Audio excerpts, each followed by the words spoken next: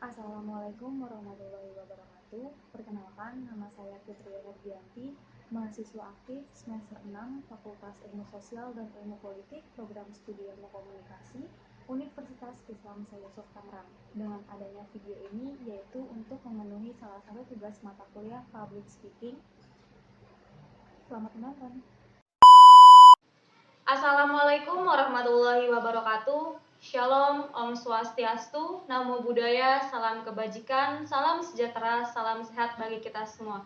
Yang saya hormati Bapak Muhammad Mirza SIKOM MIKOM selaku dosen pengampu mata kuliah Public Speaking Universitas Islam Yusuf Tangerang, serta tak lupa rekan-rekan seperjuangan yang saya banggakan dan yang saya cintai. Marilah kita panjatkan puji dan syukur kepada Tuhan Yang Maha Kuasa yang telah memberikan rahmat dan karunia-Nya kepada kita semua, sehingga pada kesempatan ini kita dapat beraktivitas dengan baik dan dalam keadaan yang sehat meski di tengah-tengah pandemi COVID-19 ini. Tak lupa, sholawat serta salam kita sampaikan kepada Nabi besar kita, Nabi Muhammad SAW. Pada kesempatan kali ini, saya akan menyampaikan pidato mengenai peran public relation dalam menghadapi era bisnis online offline di Indonesia, toko daring di era modern. Pada era ini, sudah banyak teknologi canggih yang diciptakan untuk mempermudah cara hidup kita di zaman ini. Terlebih, dengan adanya pandemi COVID-19, segala aktivitas yang kita lakukan sebagian besar dilakukan menggunakan kecanggihan teknologi. Dengan kecanggihannya, kita dapat mempersingkat waktu dan mempercepat penyelesaian pekerjaan. Hadirin sekalian, istilah new normal menjadi semakin santer di telinga kita dan pikiran kita. Setiap hari media mainstream dan media sosial berlomba-lomba memberitakan tentang new normal era atau tatanan kenormalan baru. Lalu sebenarnya apa itu new normal?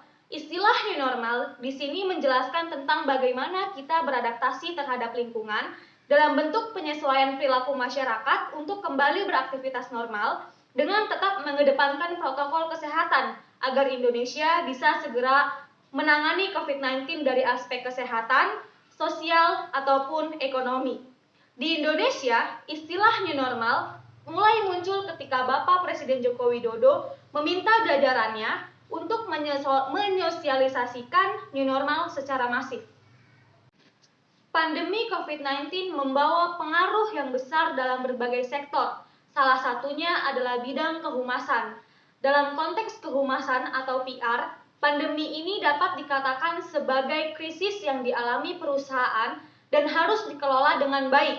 Untuk itu, seorang PR harus fokus terhadap variabel yang dapat dikontrol dan dikendalikan. Variabel yang dapat dikontrol oleh seorang PR salah satu contohnya adalah dengan merancang strategi komunikasi di masa pandemi. Informasi yang disampaikan oleh PR harus benar, akurat, dan dapat dipertanggungjawabkan. Informasi yang disampaikan seorang PR menjadi salah satu kunci penting dalam melawan wabah COVID-19 ini. Strategi komunikasi menjadi peranan yang vital bagi seorang PR dalam mengatasi krisis pandemi COVID-19. Seorang PR harus memiliki konsep yang matang dengan mengelaborasi seluruh data dan fakta menjadi sebuah pesan informasi yang dapat disampaikan ke masyarakat. Pesan informasi yang disampaikan ini tentunya harus relevan dan tepat dengan situasi saat ini. Bagi seorang PR, kebiasaan baru akan tercipta jika kita dapat menyesuaikan diri dan beradaptasi dengan lingkungan yang ada. Dalam menjalankan roda bisnis, kita harus siap untuk ditempatkan dalam setiap situasi dan kondisi. Sebagai seorang pembisnis, kita harus memiliki strategi dalam mengatasi setiap krisis yang terjadi di approach atau pendekatan baru yang efektif perlu dilakukan agar tercipta suatu strategi yang tepat. Terdapat beberapa strategi pendekatan baru yang dapat dilakukan dalam menghadapi krisis khususnya di masa pandemi saat ini.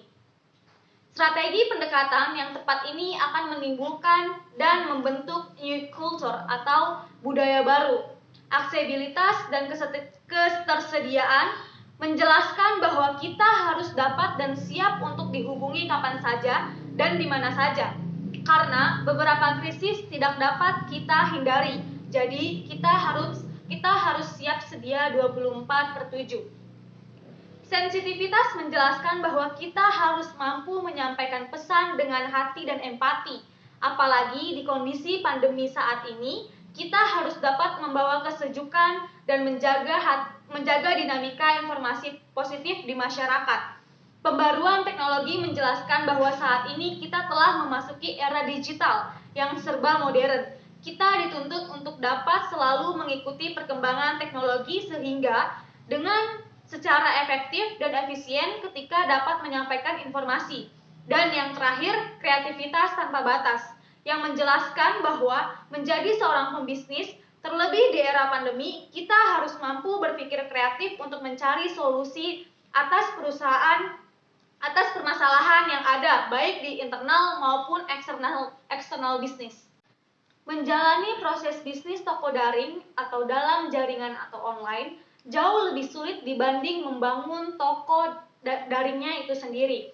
Dan operasionalisasi toko daring bergantung pada serangkaian kegiatan offline dan online dalam proses bisnis. Toko daring ibarat dua sisi mata uang yang terpisahkan.